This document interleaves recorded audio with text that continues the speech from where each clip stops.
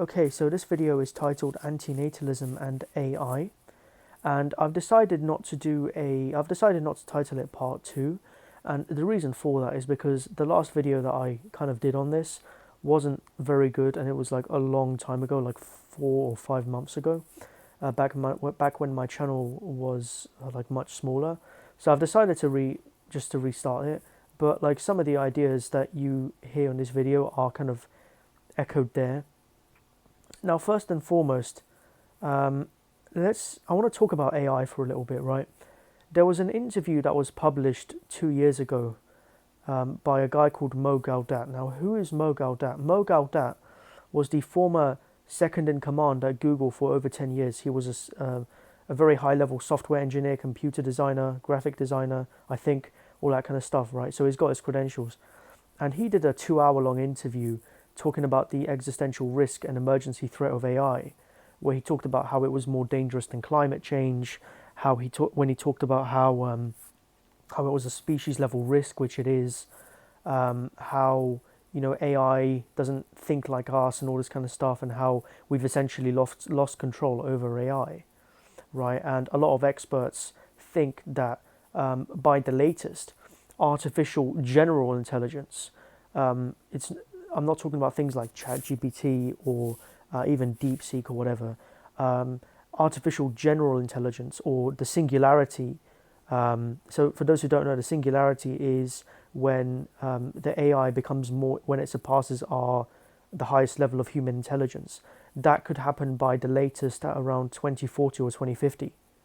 So that is not that far away, right?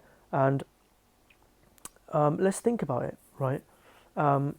AI, right, this artificial general intelligence, as Mo Gaudat said, it's going to be like way, way, way smarter than Einstein. It's going to have an IQ that's like way more intelligent than his, right?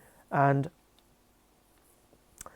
it's going to, if it's way more intelligent than him, and if it doesn't have our moral compass, if it's not a biological being, it's going to view us essentially, or it could view us, because there's 3 scenarios for this, but it could view us either as just a waste of space, either as something that it could use for like slave labor, or in the rare instance where it can view us as something that, it could view us as like, it could have pity for us, right?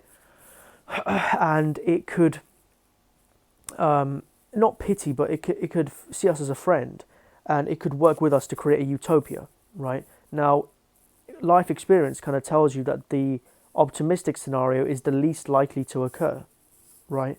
Usually, there's a saying, hope for the best but prepare for the worst, right? And the key word in there is hope, yeah? Because that's what you want to happen, but it doesn't really happen. And as you know, false hope is the worst thing, right?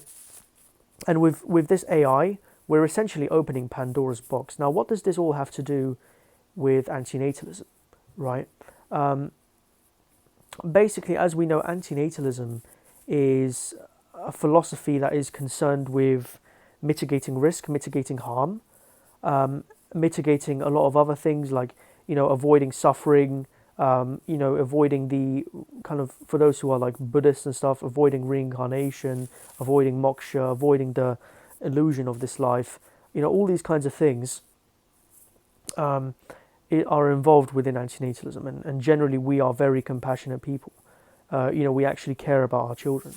And one thing that I notice with like a lot of people that just have children, they just don't care about the actual child itself, right? They have them for some kind of reason that doesn't actually relate to the child, or not even that. They just have unprotected sex, and that's it, right? But another thing when it comes to this AI that's very important is that in this world you have to work to eat, right? You have to. You have no choice unless you're very, very wealthy. But even then, you still have to do things, right? You still have to work in some way for money. But most people have to be wage slaves. You're barely making it out to the next week, and considering the way that inflation is, even without AI, then we are in serious trouble, right? Especially here in the UK. But in regards to this AI, I was talking about artificial general intelligence, like this when the singularity is going to hit, and a lot of experts say that it could happen because the pace of change with AI is very rapid. So even the people that predict it's going to happen very far from now, right? They are going to be how should I say? Excuse me. They they still believe that it's going to be faster than what they think, right? And a lot of people are now saying 2030, 2035, which is only like 10 years from now, right? And that is not a long time. And so this artificial general intelligence, even before it hits the singularity, it's going to have the ability to pretty much take over all jobs, most of them anyway. I mean, people used to think that to avoid, like 10 years ago, 5, 10 years ago, people used to think that in order to avoid, the threat of AI, then you would need to become a computer programmer or some kind of software engineer or something. But even now, AI can do their jobs. Even AI can now do things like surgeon tasks, or okay, sorry, not surgeon tasks. They can be barristers, or sorry, no, not barristers, solicitors. So they can be behind just doing the paperwork and stuff, right? Which is most of like lawyer work, right? I'm pretty sure anyway. Those who represent on the court cases that's not most of the work that they have to do. The actual like work itself is just being a solicitor. Other tasks such as going into medicine, the medical profession. Obviously, they can't actually do the surgeries and stuff because you still need a human being for that. But maybe in the future, right? Because they never get tired. These robots, you don't have to pay them, and that's another thing. Do you think that your child's going to have a job in the future, even if people are uncomfortable with like robots serving them and stuff, right? Think about it. We live in a capitalistic society, a hyper-capitalist society, right? No one cares about like about you as a person, right? You're just as a tool for these corporations, right? So yeah, you're just a tool, right? So these companies, if they can have a worker that can do your work like 10 times better, 10 times quicker, more efficiently as well, right? They don't have to get paid. They don't complain. They don't unionize. They don't have to have working hours. You can work it as much as you want. Do you not think that they will replace you as a worker like that, right? When a robot can do your job, or a machine can do your job better, or even a piece of software can do your job better, right? I mean, it's you have to consider these things when you have children in the modern day, and I mean, even if you had children like maybe 10 years ago, even 5 years ago, it wouldn't have been as bad as if you're having them now. But even if you are to have them now, right, they're gonna be like what, 10 years old when the singularity hits. I mean, they've got no future, basically. I mean, I was talking about that woman who I had to interact with, and she's got like 17 grandchildren, right? And she had 3 children herself, but then her children had double as many as her, right? You can do the math on that one. I mean, one of her children has 6. So her daughter-in-law's got 6 children, yes, and then her daughter, sorry, the woman's daughter, yeah, has got like 6, and then the other one's got like 6, and then the other one has got like 5, I think, or yeah, 5. I'm pretty sure it's like that anyway. And it's just they're having so many children at a time when, not even if you're not an antinatalist, forget about this stuff. You shouldn't even consider having children because of the way this world is. Even Mo Gaudat in this video, in the interview, said, if you're planning on having children, don't. This is the greatest threat in all of humanity, and we've lost control over it.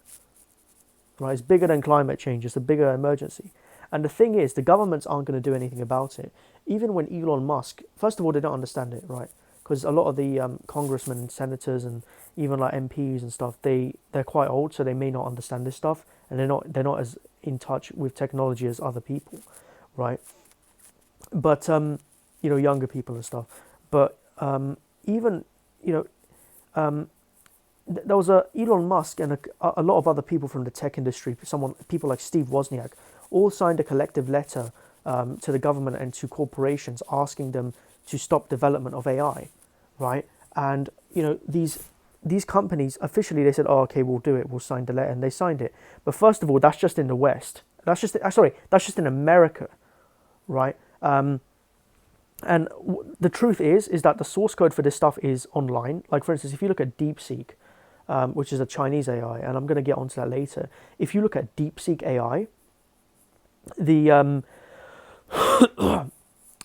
the actual source code for the AI is actually on the open internet for free, so anyone can develop it. And sure, most people don't have the skills, but it's incredibly like there are a lot of people that know what they're doing when it comes to this, right? So anyone can develop this. Also, the corporations were still developing it behind the back of the government, right? Because this is an arms race going on, and people have their interests at stake, right? Even national governments are kind of racing to develop the AI, as you can see between China and the USA. And here's another thing: this was only in the West. So if you look at what happened in China, they developed it for only like a fraction of the cost of how much it cost in America for ChatGPT and all this other stuff. ChatGPT cost a couple of billion. Meanwhile, DeepSeek AI was under $1 million or like 10,000 or something like that, and it was only with a handful of engineers. And sure, it's got its problems, but it's free and it's open source, which I find very interesting, right? So this stuff is advancing at an exponential rate, right? Now, I've covered the stuff about the job market, right? And how the employers, keep in mind, we live in a hyper-capitalist society, so money is the only thing that matters, right? They're going to get rid of their workers like very quickly if they can, right?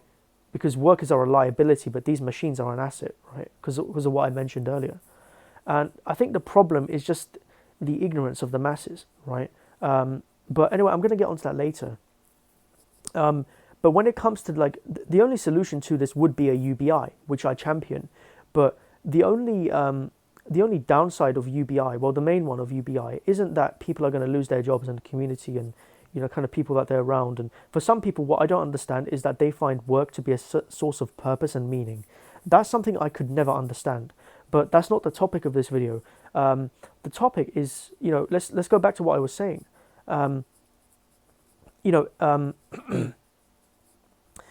This UBI, right? The government controls it, right? So one thing you should know is that you should never trust the government, right? And for instance, what if the government doesn't like you? What if they don't like you? They could just cancel your monthly payments like that, right? And then you've not got an income because no one's got an income, and so you're essentially starved to death. Your income is stopped basically, right? But you're locked out of the system, and I think that's very scary. That's a potential of abuse that people don't recognize. And once this is adopted in the West, it's going to spread across the world. Well, maybe not, but like the major authoritarian countries, like especially China's going to have this maybe, and Russia maybe, right? These countries, they're going to have your name on a database somewhere if you're a citizen of that country. And if they don't like you, they could just stop your food and your money and your... It's already happening in China with the, what's it called? There was a name for it. There's like the points system. If you don't have enough points, if you do things that the government doesn't like, you can even be playing video games for too many hours a day, then they can just take off your the amount of your rights. You may not be able to travel, you may not be able to buy certain foods, it's that kind of thing. And I think this is a serious concern, and especially with the way the governments are going here in the West. I mean, especially with some of the things that have been happening in the UK, then I'm seriously concerned for the future, right? And this is an amazing way for them. They'll say, oh, look, you don't have to work anymore. It's like the most appealing thing, right? Because as we know, work is inherently miserable. But are they introducing anything to safeguard your freedom and security? Probably not, right? And people don't think about this. And, I want to talk about some things. I mean, that woman that I talked about, her daughter-in-law had like her 6th child, like in December, right? And back in December, which was like 2 months ago, late last year, she's already got like 5 children, okay? And I'm just thinking to myself, like, I just felt so bad for that child because he does not know, or he or she, I don't know yet. They don't know what kind of world they've just been put into. It's bad enough as it is, right? The job market, the education system, just the nature of pleasures and pains of everything sucks, right? Society sucks, everything. But with AI coming in, it's going to be so much worse, right? Not only are you imposing certain death and misery and suffering on your child, but you're also imposing this AI future onto them, right? Now, let's have a look at this. Let's have a look at this in more detail, right?